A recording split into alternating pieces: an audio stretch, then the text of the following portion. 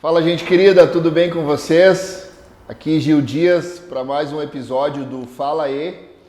O Fala E que tem o oferecimento do Glorify. Glorify é uma plataforma onde você encontra meditação, uma plataforma onde você encontra palavras, áudios, vídeos, todos os conteúdos voltados ao público cristão. Então, se você está procurando uma palavra para o seu dia a dia, algo motivacional, baixe no seu celular, no iOS ou Android, o aplicativo Glorify. Você não vai se arrepender. Tem as pessoas que contribuem com o conteúdo lá no Glorify são talvez os grandes nomes da palavra e do aconselhamento cristão do país. Então, dá uma verificada lá, tenho certeza que vocês vão gostar.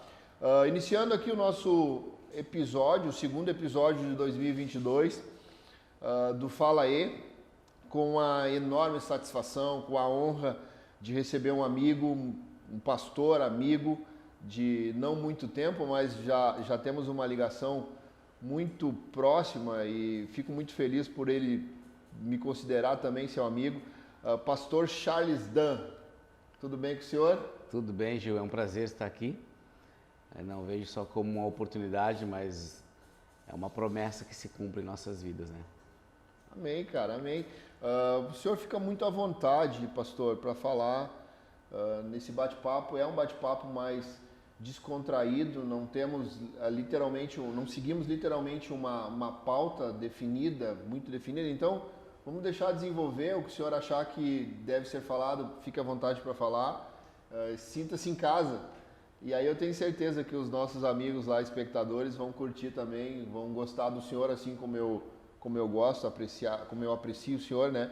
Você que é o nosso, tá ouvindo esse áudio pelo Spotify ou nos acompanhando no YouTube, no canal YouTube da Felicidade FM Web, que ainda não é inscrito, se inscreva no canal, deixe o seu like. Quando você deixa o seu like, ativa o sininho ali, que é uma fala muito normal para todos os YouTubers. Quando você ativa o sininho, você recebe a notificação de tudo que sobe para as nossas plataformas. Então, subiu um vídeo novo, subiu um conteúdo novo, você vai receber a notificação, vai poder ir lá curtir em primeira mão. Então, é isso aí.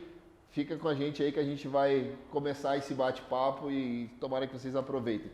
Pastor, como é que foi o seu encontro?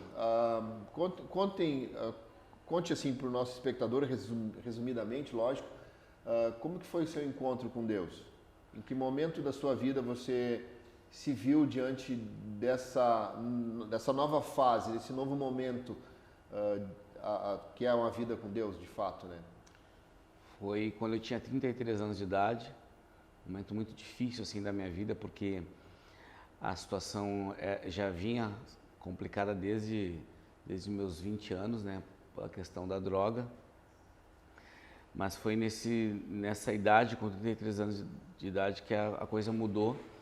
Quando eu digo que não foi um dia com Deus, foi de fato o que tu falou, né? Um encontro.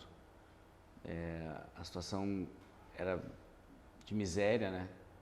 Porque agora eu já era um usuário de pedra, do crack, né? Usuário de crack e estava ficando bem complicado a situação minha, até no bairro, né? Por situações que são da própria do consumo de droga, né?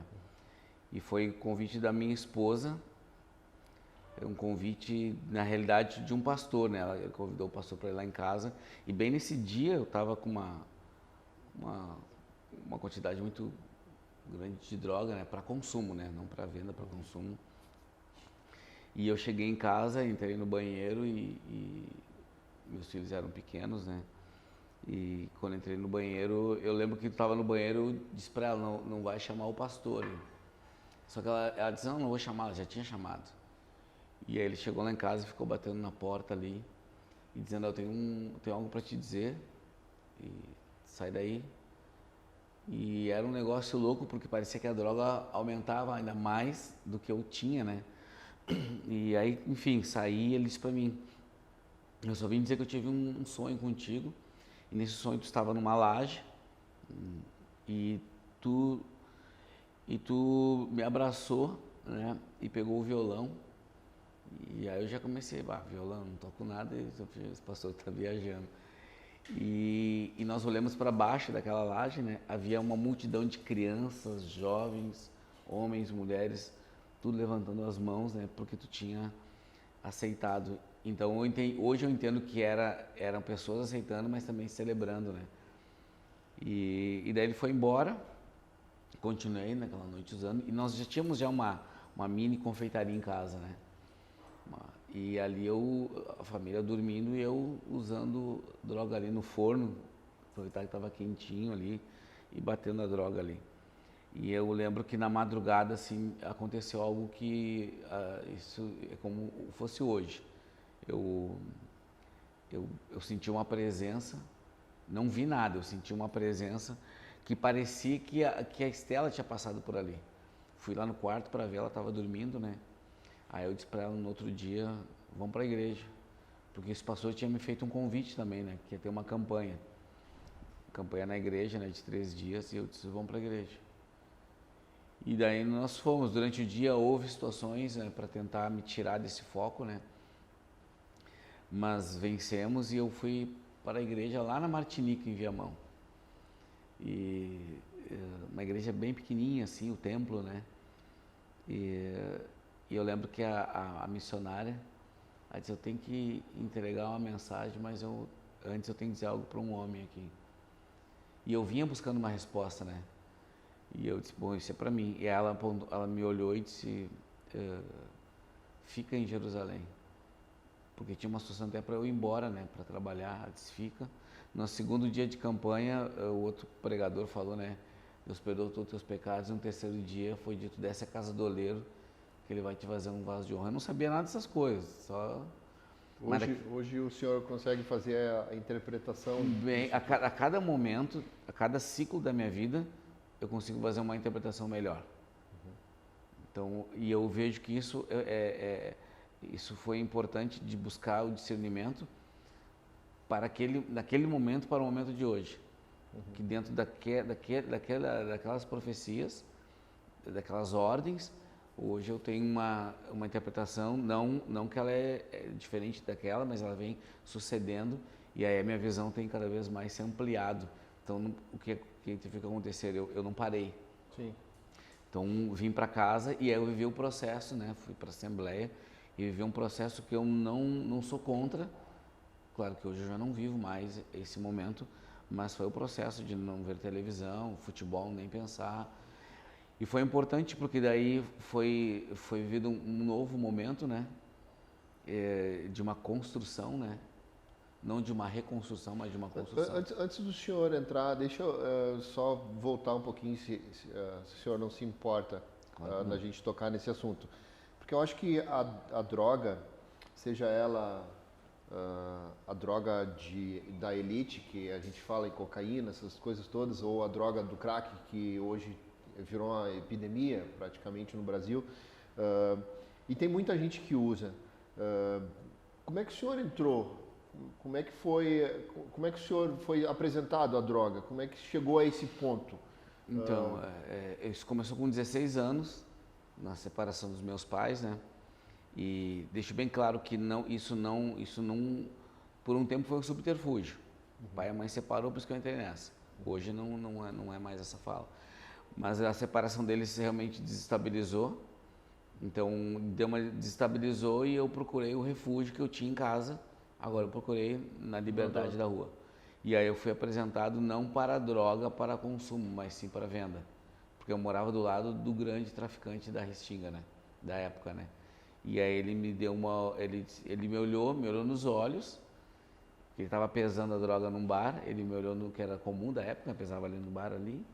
Ele me olhou nos olhos e em seguida olhou para os meus pés. E eu entendi o que ele queria dizer, né? Então a história vai mudar. E aí fomos para casa, só que eu pensei que eu ia guardar aquele pedacinho que ele estava me dando. Não, ele veio com uma quantidade muito grande, né? Sim. E ali o primeiro encontro, então, aí eu me tornei, então, um traficante. E aí foi 5 anos semeando isso. Mas foi muito rápido, assim, a subida, porque eu não fiquei só na Restinga, comecei a ir pros playboyzinhos, comecei a andar, isso já estava, assim, de não querer ficar ali, né? Então, já vim aqui pro Iguatemi, lá em Porto Alegre, já estava umas situações de venda para o pessoal do surf, assim, então... Aí depois de 5 anos de venda veio o momento que daí eu provei da cocaína. E aí foi 16 anos de colheita. Foi a ruína. Foi. 5 anos, em que nesses 5 anos tinha um planejamento, uma subida, né? Pouco tempo já estava de uma moto, hoje uma Hornet, imagina um guri de 16, 17 anos com uma Hornet. Então na época era uma CB400, né? E aquilo foi, mas aí nesse tempo eu conheço a minha esposa, a gente foi namorado, minha esposa, e foi ela que começou a mostrar o que é na vida dela e que faz parte do caráter dela, o justo, né? Querer me tirar daquilo. O seu processo de libertação, pastor, foi, digo de libertação das drogas, tá? Porque eu entendo que a gente é liberto todos os dias, né, de alguma coisa, de algum costume, de alguma mania, mas o processo de libertação das drogas na sua vida, ele foi instantâneo? Ou seja, eu tenho, por exemplo, o meu pai teve um tempo da vida dele em que ele bebia muito, se entregou ao álcool, e aí também desviado, e eu lembro que uma vez ele foi convidado para ir numa campanha, o pastor foi lá e convidou ele, e aí ele chegou em casa, eu lembro como se fosse hoje, eu ainda era pequeno, assim, tinha 10 anos, e ele chegou em casa alcoolizado, muito alcoolizado, e quis honrar a palavra dele em ter dito para o pastor que ele iria naquela campanha. E aí ele pegou, a gente se arrumou, toda a família e tal, e aí ele foi mesmo alcoolizado. E aí chegamos na igreja e Deus encontrou ele, resgatou ele naquele culto. E eu lembro que foi, para mim, com 10 anos, foi muito estranho, porque o meu pai entrou na igreja bêbado, e aí se rendeu aos pés de Cristo, né? Voltou ao caminho do Senhor, teve um encontro de fato com Deus. E aí quando ele saiu da igreja, ele estava são. O efeito do álcool já havia sumido, e ele sequer daquele dia em diante, nunca mais botou qualquer tipo de bebida alcoólica na boca. Aconteceu esse fato com meu pai, entrou na igreja bêbado, saiu da igreja liberto, literalmente liberto, nunca mais colocou nada de álcool na sua boca, e hoje serve ao Senhor, é pastor de um campo missionário, um campo de igrejas e tal. O senhor foi assim também? Foi. Instantâneo? Foi instantâneo. Eu lembro que domingo, depois daquele culto, cheguei em casa e nunca mais, até o dia de hoje. Mas é bom salientar que a palavra sucessão ficou muito forte. Pois assim, depois que houve essa parte instantânea, foi no outro dia foi uma entrega. Não só a questão de orar, de jejuar, não. Foi também a busca da palavra. O senhor acha que...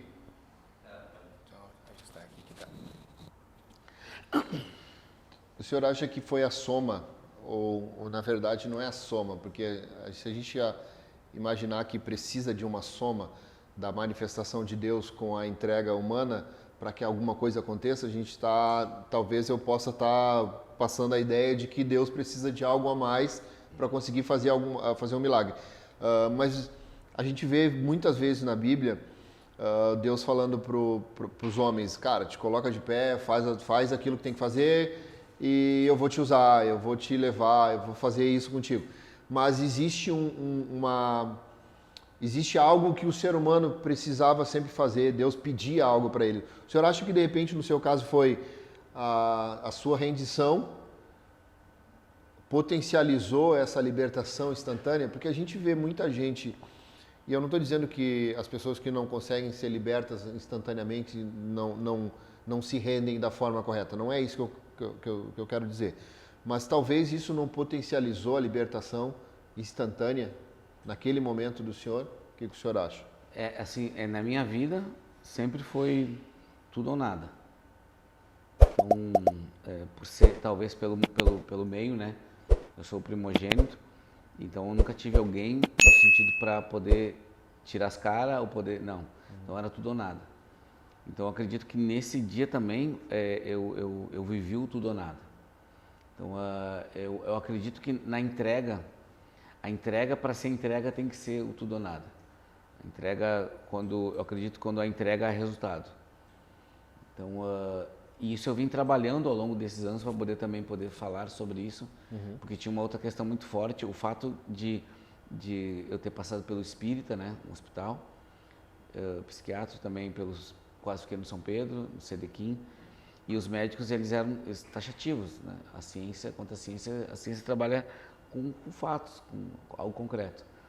Então eles estavam analisando o meu caso e pelo tempo de droga, pelo consumo, a tua questão neural cada dia que passa tu vai estar perdendo mais neurônio. E eu sempre liguei essa questão de o neurônio, acabou os neurônios, então acabou tudo.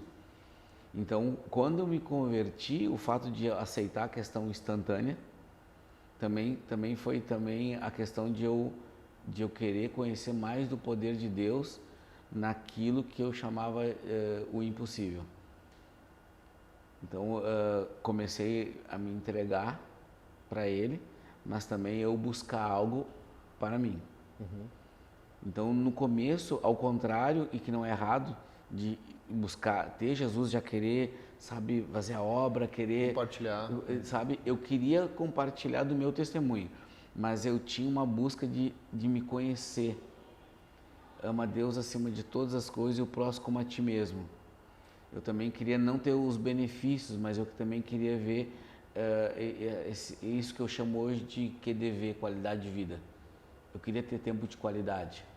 Eu queria, sabe, ver isso, viver isso. Isso é interessante o senhor tocar nesse assunto, porque a Bíblia diz assim, ama teu próximo como a ti mesmo. Então, na minha percepção de cristianismo, um dos princípios, não vou dizer básicos, mas não principal, mas um dos princípios do cristianismo é o amor ao próximo.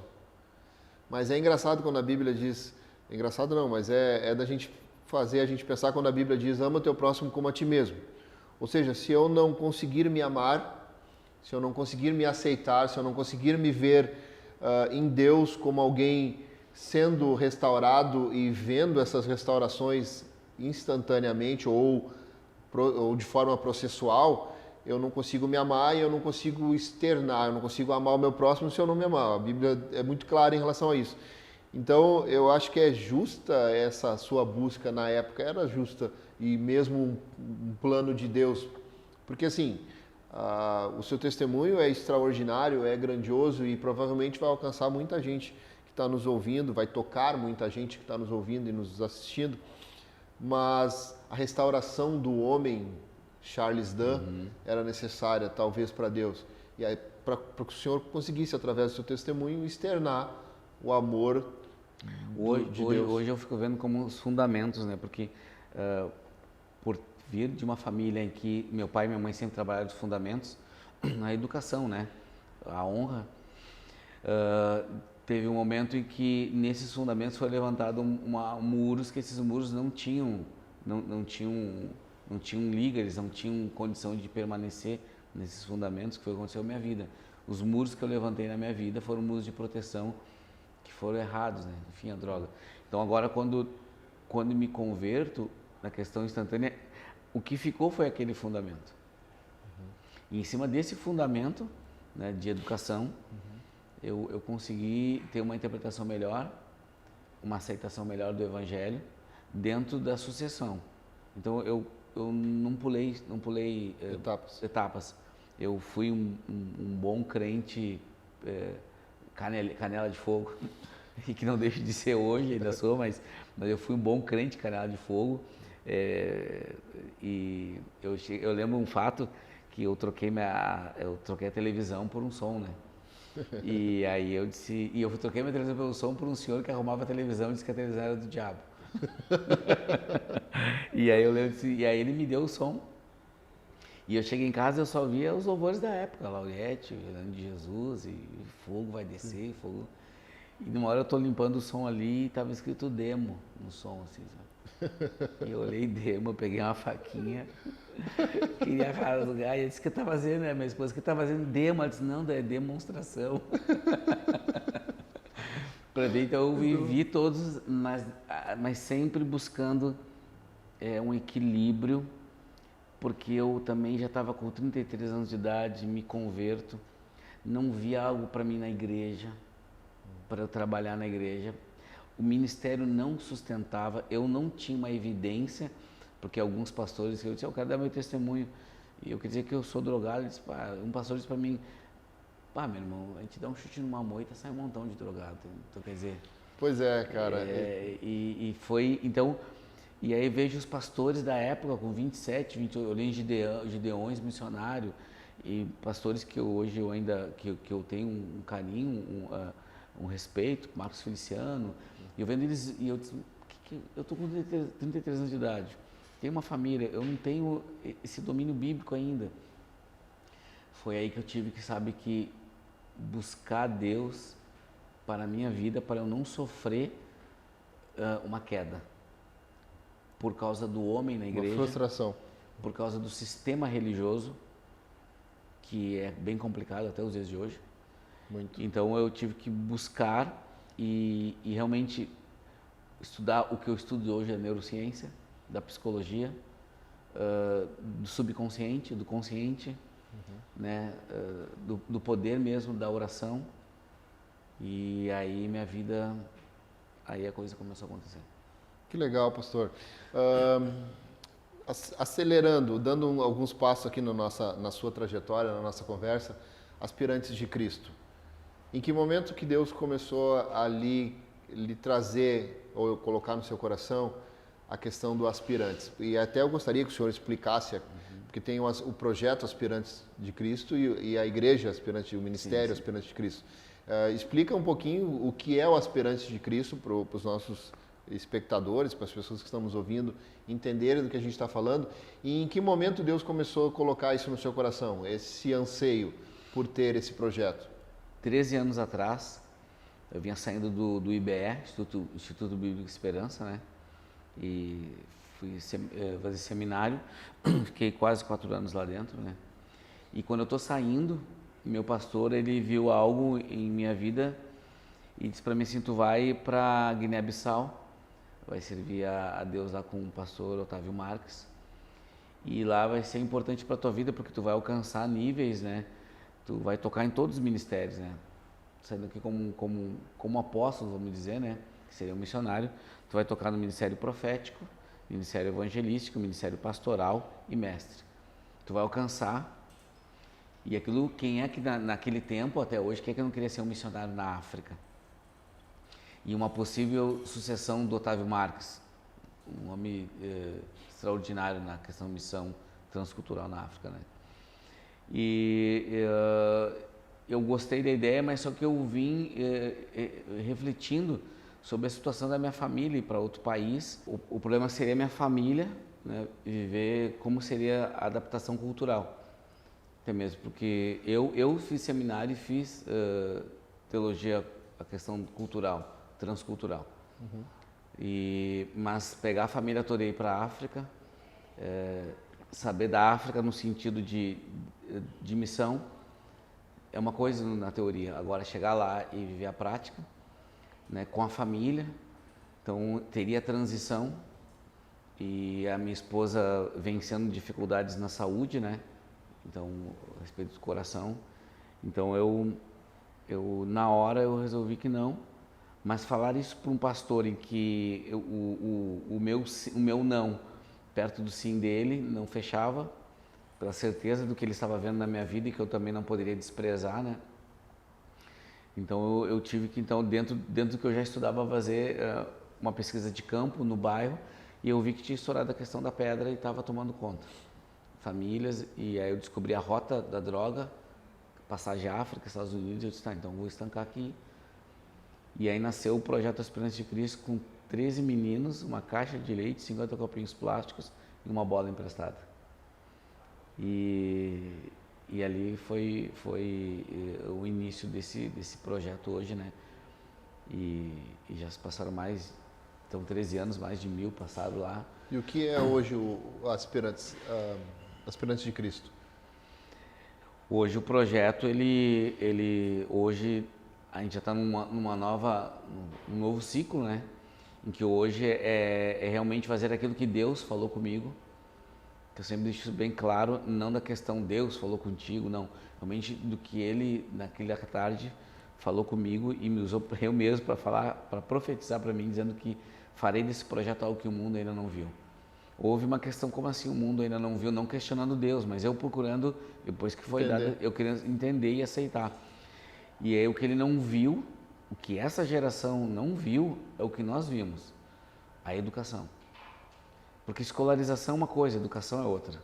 E para que a escolarização realmente tenha um papel fundamental na vida de uma pessoa, tem que ter educação, que parte da ordem.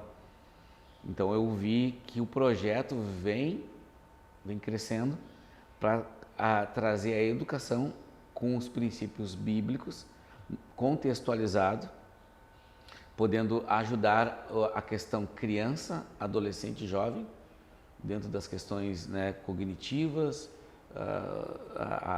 totalmente nas questões cognitivas, na área do impulso, realmente no subconsciente, retirando, fazendo a troca desse subconsciente de uma vida de miséria, tristeza, dentro de casa, por uma questão social, pai e mãe, enfim, e podendo melhorar isso, dando consciente para ele poder saber que ele é.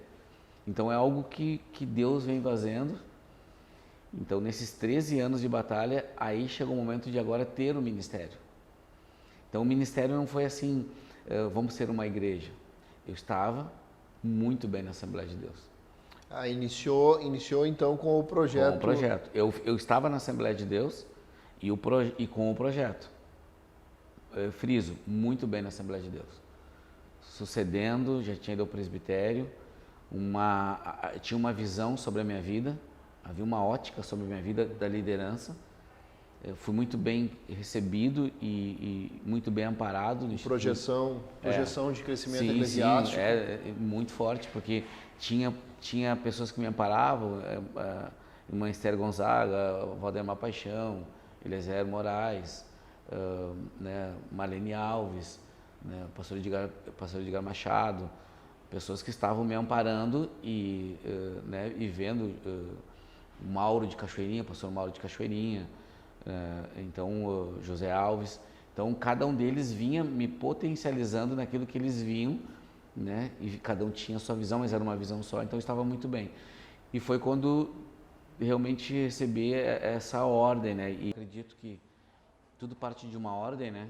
Se a gente vê no livro de Josué, o primeiro momento ali foi uma ordenança para ele, né?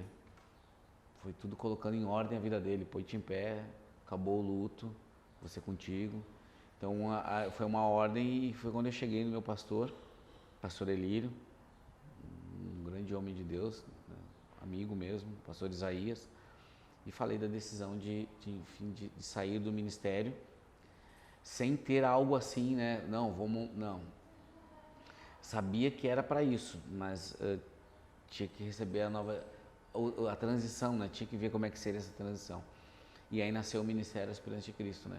Tinha até a ideia, era uma ideia, a Assembleia de Deus, Ministério... Não, aí eu me lembro que um conselho veio e disse, não, se tu vai ser Assembleia de Deus, então tu não sai.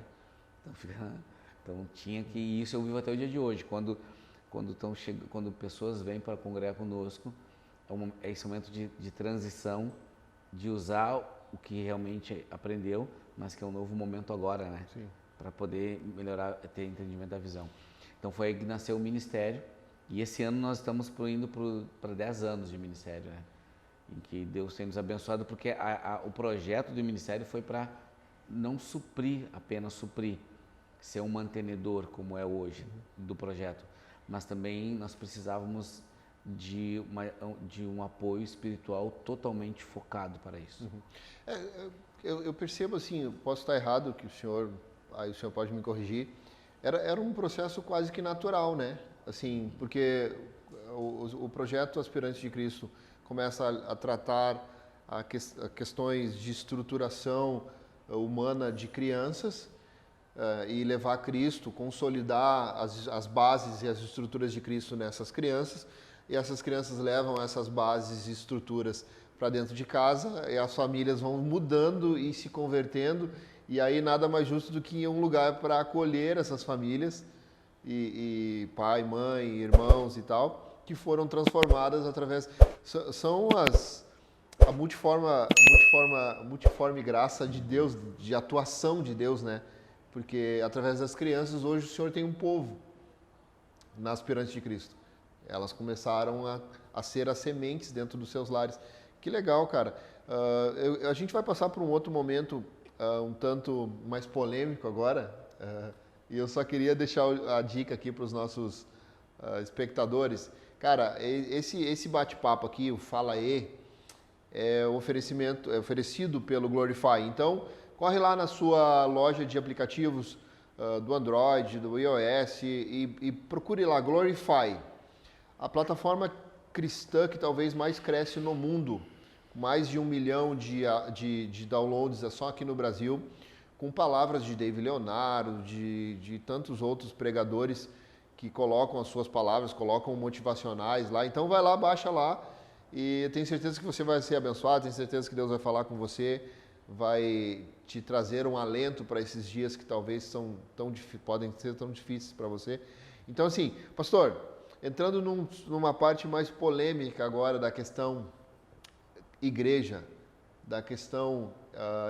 quando eu falo igreja, eu sempre gosto de frisar, eu estou falando da igreja organização e não igreja organismo. Organismo é a noiva, que não tem o que mudar, isso é uma demanda de Cristo. Cristo faz as adaptações necessárias na igreja organismo. Mas falando da igreja organização, qual tem sido o nosso maior erro na sua percepção, na percepção do pastor Charles Dunn? Eu acho que a igreja está errando aqui, a igreja está errando ali. Aonde a gente tem errado como igreja? Bom, a Bíblia diz que é o ID, né? E quando fala do ID, é o entendimento para onde se vai. Então, quando Neemias recebe a visita de Hanani e de seus irmãos, ele sabe quem ele é, quem ele é dentro da fortaleza de Suzã, ele sabe o seu momento, que foi o momento em que o rei Ataxerxes cria alianças com classes minoritárias, ele está preparado para isso, ele acende ali a um ministro ali, então ele sabe quem ele é, sabe onde está, e agora ele pergunta, né, para o seu irmão, e a resposta é miséria, muros, portas queimadas. Então ele tinha que ir, mas esse olhar ali, ele se prepara do mês Quisleu ao mês Nissan, então novembro e dezembro, mês Quisleu, março e abril, tem um tempo de 3 a 4 meses de preparo, para poder realmente chegar até o rei e poder expressar de maneira que ele não fosse morto também, né? Então eu fico vendo que hoje a dificuldade é esse preparo de buscar ver a situação contextualizada hoje, economia, saúde, né, educação, em que a igreja tem papel fundamental. Ela é um fundamento. É um fundamento. O senhor acha que a igreja se tornou coadjuvante? É porque daí que aconteceu, por não ter esse entendimento, ou a busca, ou apoio, ou o pior, a situação política, política dentro dos ministérios, como tu falou, né, Gil? Eu estou falando da noiva, né? Eu também não falo, da igreja não tenho o que falar. Não tem o que falar dela. Então, a gente compraria a briga com alguém muito maior. Não pode, de jeito nenhum. Então o que acontece? Foram levantados muros, enquanto o ID fala de ponte e fonte. Muros religiosos, muros que impedem as pessoas de terem esse acesso. E existem pessoas que querem buscar essas pessoas, serem a ponte e a fonte, para que essas pessoas entrem. Mas, então, sofrem pessoas lá fora, sofrem pessoas que têm um chamado por muros levantados. Então, hoje a grande dificuldade são esses muros, que por causa de um pedaço de algo, por causa de um prédio, por causa de uma posição, Então isso eu digo com tranquilidade e afirmo dentro do que tenho visto e naquilo que estamos trabalhando, que a gente não é questão que a gente trabalha na periferia, é questão que a gente trabalha com a essência. Criança é a certeza que Deus tem um propósito para a humanidade, para o mundo, é a criança. Então, como tu bem falou, com a criança ela ganha o pai, ela ganha a mãe.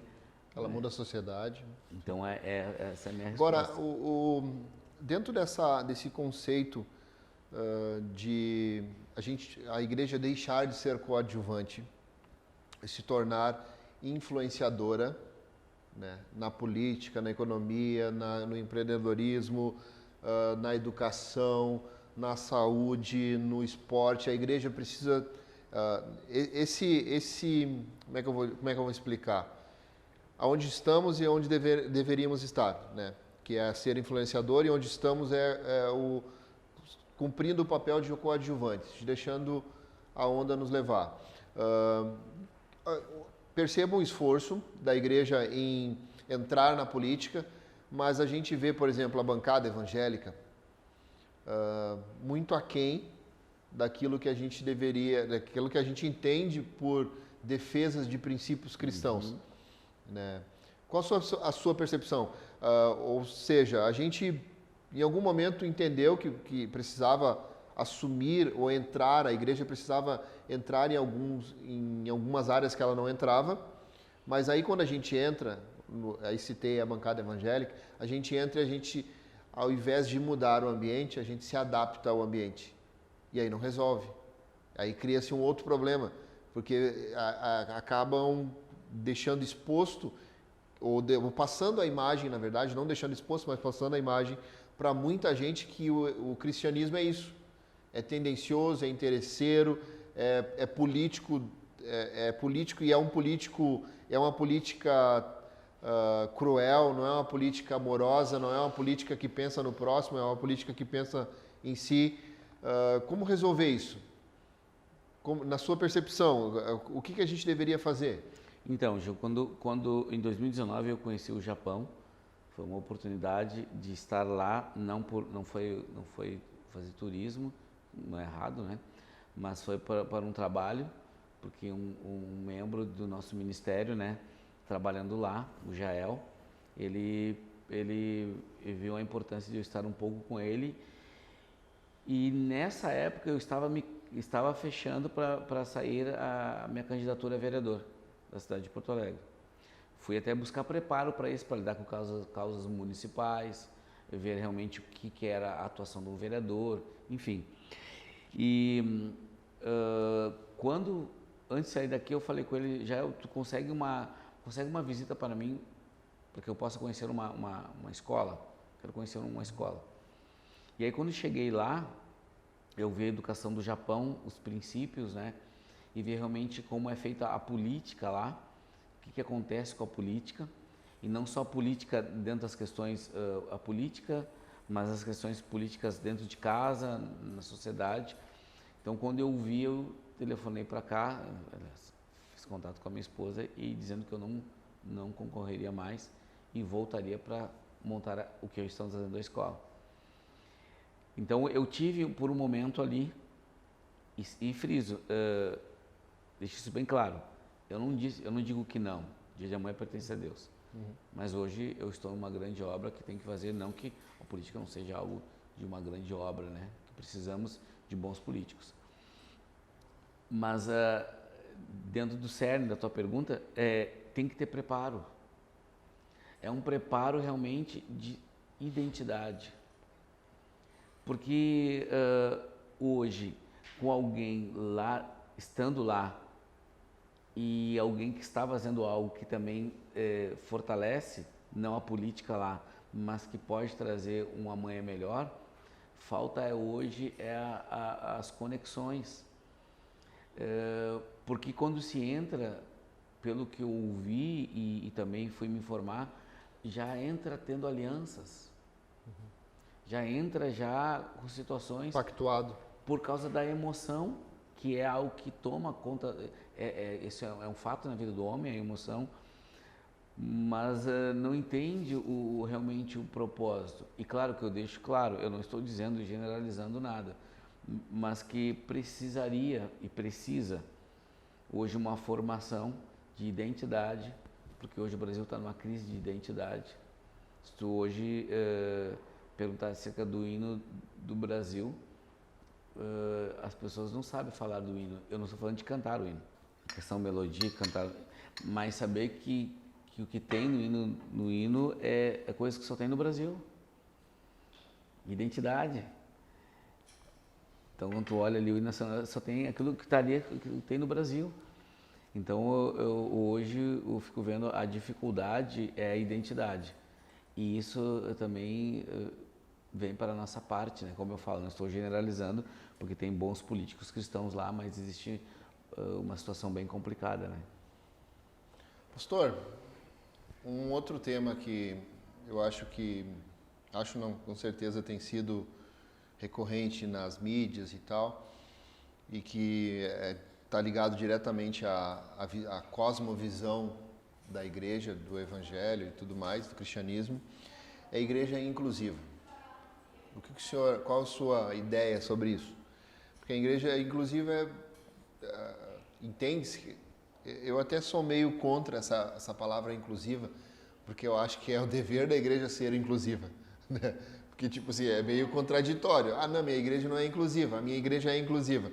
Mas é que o inclusivo que se fala hoje é a aceitação da igreja de homossexuais, assim, venham e continuem, né, com as práticas sem precisar mudar e tal. Isso é a igreja inclusiva, propriamente dito.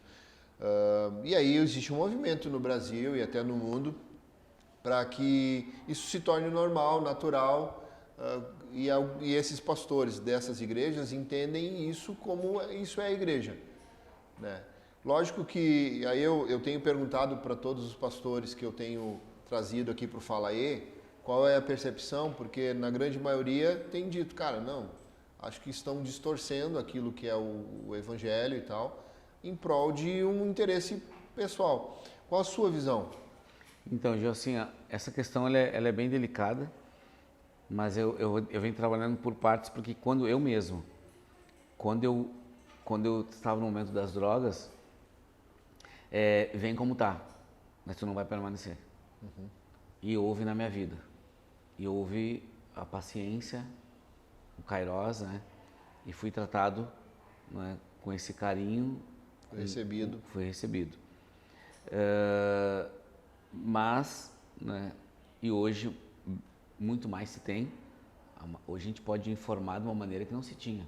Eu lembro que chegávamos na igreja, né, e quando chegava na igreja, a luta era para ficar na janela por causa do calor. E quando cai a noite era fugir da janela por causa dos mosquitos. Então era comprado os ventiladores. Hoje a gente tem ar-condicionado, hoje a gente tem uma mídia, né? Então é a informação, é como informar esse processo da palavra que liberta. Eu tenho certeza que a palavra ela tem um poder de libertação. Não é a palavra do homem, mas é o homem pronunciando essa palavra, porque a palavra tem poder. Dela. A revelação. Então, porque eu tenho certeza que Deus ele mudou isso na minha vida, na mente. Houve a mudança na minha mente, em que eu realmente me encontrei, e eu sou esse aqui. Então eu não trabalho, eu não acredito em facilidades, porque hoje não só a questão e não quero ser interpretado errado, não só a questão do homossexualismo, mas hoje também tem facilidades a respeito da igreja coaching, da igreja que vai ficar rica, sabe? E o negócio foi muito assim. Eu acredito sim na libertação, porque eu posso falar isso com autoridade e capacidade, acredito que uma pessoa quando fala com autoridade e capacidade é porque ela tem experiência, a experiência gera autoridade e capacidade. Então falo isso com autoridade e capacidade que há, mas dentro do tempo, não para mostrar números ou mostrar para a mídia alguém que foi liberto disso, porque ali há um coração, há uma vida, há processos, aconteceu alguma coisa na caminhada, traumas, lutas, e que só Deus, a Bíblia diz que só Deus conhece o coração do homem. Então eu acredito sim na igreja que ela tem que estar, ela tem que receber, porque Jesus mesmo, ele sentou naquele poço ali e ele ficou esperando uma mulher que vinha e trocou os horários, porque ela já estava cansada de ser o tempo todo bombardeada, e ali Jesus Cristo, mesmo com o confronto dela, ele conflitou com o diálogo e foi confrontado por ela o tempo todo por questões que não se fechavam, e o final disso foi realmente uma fonte que começou a jorrar dela. Então eu acredito nisso, sabe? Acredito sim que a igreja tem que estar, não é que tem que estar aberta uma questão, não, pastor, dizendo para, não, ela tem que estar, e temos que nos preparar, nos conhecendo melhor quem nós somos, para poder realmente levar isso como algo assim, porque recebo situações de pais e mães preocupadas com uma situação complicada com filho e com filha, e eu disse, vive o tempo de qualidade, vive o momento que tu está acreditando que Deus vai fazer algo que é da vontade dele, porque a dele é perfeita, a dele é agradável, a dele... Então, e nisso estamos cada vez mais nos preparando, porque somos confrontados por sistemas, de dentro e de fora, falando de ministérios, né? Porque a igreja mesmo, a igreja não tem problema. A igreja, as portas do inferno não prevalecem. O inferno está sendo saqueado e isso é certo. Por falar em saqueado, a gente está caminhando já para o final desse bate-papo. Tem se aproximado do senhor muitas celebridades, jogadores nacionais, internacionais, né, que jogam fora do Brasil. Por quê? O que o senhor acha que se o senhor tivesse... eu me torno amigo deles, eu sou mais do que pastor. O que o senhor teria para dizer? É por isso, é por aquilo, é por aquele outro, é porque o senhor é um jogador, né? É porque eu também jogo bolas, né? Já dei uma pegada neles num jogo. Qual que é a razão? Por que o senhor acha que pessoas de tão difícil acesso, às vezes, né? E que, por uma questão tão lógica, que estão quase que sempre em evidência na mídia, tem uma certa dificuldade em se abrir. E o senhor tem conseguido isso. O que o senhor acha que é o porquê disso? Eu creio primeiro pela uma bondade de Deus, porque eu sempre digo, não de uma forma querendo algo para si, de elogios, não, sou o menor, dentre meus irmãos sou o menor, porque existe, e tem muitos pastores muito qualificados, com tudo, vamos botar os requisitos para alcançar. Então, eu acredito muito na questão da simplicidade. A simplicidade onde essas pessoas são recebidas pelo aquilo que elas são. Jesus Cristo, quando visitava Marta, Maria e Lázaro em Betânia, até o Léo, a gente brinca sobre isso, né? O Léo disse, estou chegando em Betânia. Por quê? Porque ele era recebido pelo aquilo que ele era, não pelo aquilo que ele podia dar. Quando nós somos recebidos pelo aquilo que nós somos, a construção, ela acontece porque é gerado a gente consegue interagir. A empatia. Porque a gente consegue pedir junto. Até o tema desse ano é pedir, interagir e construir. Quando a gente pede junto, quando nós pedimos junto, sabendo que cada um tem suas limitações, a gente consegue interagir, que causa interesses que são comuns, né? São interesses que são bons, e a gente consegue construir. Então, eu acredito que é isso.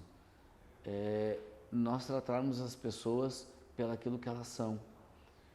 Porque é um ser humano, não são deuses, semideuses, mas é um ser humano sujeito a falhas e que tem uma vida, são pessoas de vida que nós chamamos, alguns chamamos de vida privilegiada, mas que eles têm, muitas vezes, viver momentos isolados da família, as lutas, quando as coisas não estão indo bem, quando nós estamos falando de uma luta de 10, 20, 100 pessoas, não, estamos falando de multidões que xingam, que ao mesmo tempo lançam uma palavra de maldição, Porque imagina 30 mil pessoas xingando uma palavra, e xingando desde a matriarca, que é a mãe dele, os princípios, chamando... Então, eu acredito que quando isso acontece, quando nós recebemos as pessoas pelo aquilo que elas são, não pelo aquilo que elas podem dar, gera uma construção. Porque isso hoje é uma amizade. Então, hoje é uma amizade consolidada em Jesus. Que existe a questão ética, embora eu possa, né, estar pastoreando, mas eu sempre trabalho com os princípios, existe o tempo para isso, o momento de estar perto, o momento de não estar. Então eu acredito muito nisso, que é a simplicidade, como nossa amizade. Nós nos conhecemos não tem 5 anos, mas se for olhar pela mesma visão, é muito mais de 10 anos. Exatamente. Que é essa ligação. Pela confiança. Pela confiança, porque é a mesma visão, a mesma missão, os mesmos princípios e, ao mesmo tempo, um único propósito, né? Por isso que nós temos essa ligação forte da questão de comunicar. Então, eu acredito, né? Não digo isso como método. Não, isso não é método, porque não é método, não. Isso não é um método, porque daqui a pouco você vou fazer isso e vou vender isso. Não, não é um método. Isso vem pela inspiração de Deus, vem pela comunhão, pelo realmente tempo de qualidade. Maravilha, maravilha. Pastor, chegamos ao fim aí do nosso Fala Aí. Antes da gente encerrar, eu queria agradecer ao senhor por ter vindo de Porto Alegre, passado esse período com a gente aqui. Tenho certeza que os ouvintes, espectadores, para onde for esse material, vão curtir, vão gostar, vão crescer ouvindo o senhor. E aí eu vou fazer os finalmente aqui, e aí depois eu queria que o senhor encerrasse com uma palavra para direcionar das pessoas que estão nos ouvindo, nos assistindo. Tá? Então, assim, você que está aí acompanhando, não baixou ainda o Glorify, corre lá, cara, baixa o Glorify, vale muito a pena. Uma rede social, uma plataforma onde você encontra palavras de grandes nomes do cristianismo nacional e até internacional. Corre lá na sua loja de aplicativos e baixe. E aí coloque a sua pergunta aqui nos comentários, deixa a sua pergunta. Quer mandar uma pergunta para o pastor Charles Dan? Mande a sua pergunta, coloque ali nos comentários, a gente envia para ele, depois responde para você. Curta o vídeo, ative o sininho lá e a gente espera você para outros episódios e haverão muitos conteúdos digitais da parte da felicidade para você aproveitar, para você crescer, para você chorar, para você sorrir, para você se alegrar, para você contribuir, para você compartilhar, vai ter muita coisa legal. E eu quero encerrar esse bate-papo passando a palavra de volta para o pastor Charles Dan, para que ele traga uma palavra para a sua vida, algo que possa impactar a sua vida, mudar a sua vida, ou mesmo te trazer uma inspiração, uma mudança de rumo. Pastor, fique à vontade.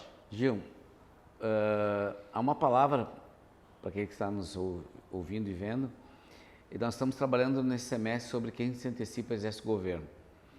Então é importante isso, nós nos antecipar como um bom atleta, tem que se antecipar para exercer o governo no que faz ali, enfim, na sua área tem que ter isso. E eu acredito que uma palavra dentro do que eu estou falando que está em Isaías 32:8, mas o nobre projeta coisas nobres e de sua nobreza persistirá.